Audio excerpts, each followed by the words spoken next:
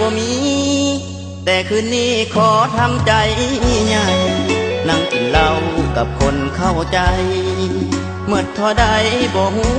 จักเมาว่าที่สั่งเบียร์เศรษฐกิจบ่โอดทางเฮานับแต่นี้จนฮอดมือเศร้าสิกล้าบอกเจ้าบอกความในใจเสน่ห์สามไว้มัดหัวใจจนดิ้นบ่หลุดโต๊ะข้างๆเขาสั่งเหล้าสุดจอนนี่แดงแข่งเฮาจนอายก้มหน้าก็ซอวาสนาบ่พอดอกไว้สิ่งสำคัญคือหัวใจอ้ายอยากอธิบายบอกน้องก็พอเลิกบุญแล้วน้องบ่มีเงินมาใส่ค่าเหล้าสิไปหับจ้างเกี่ยวเขาใส่นี่เจ้าจงอดใจรอมือนี้บ่ได้ก็อย่าเสียใจเลยนวลละออสิหาเงินมาให้จนพอนับจริงแท้นอน้องต้องรอได้บ่ดนสิใสอดใจก่อนเด้อสมตูให้หู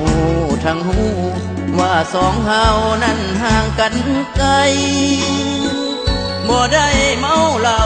แต่หากความเว้าพอแต่ยอมใจ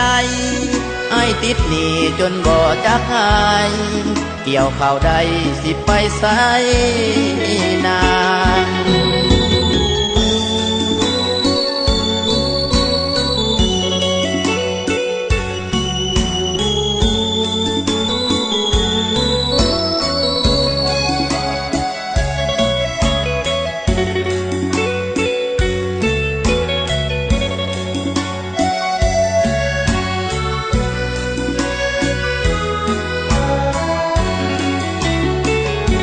บ่ดนสิใส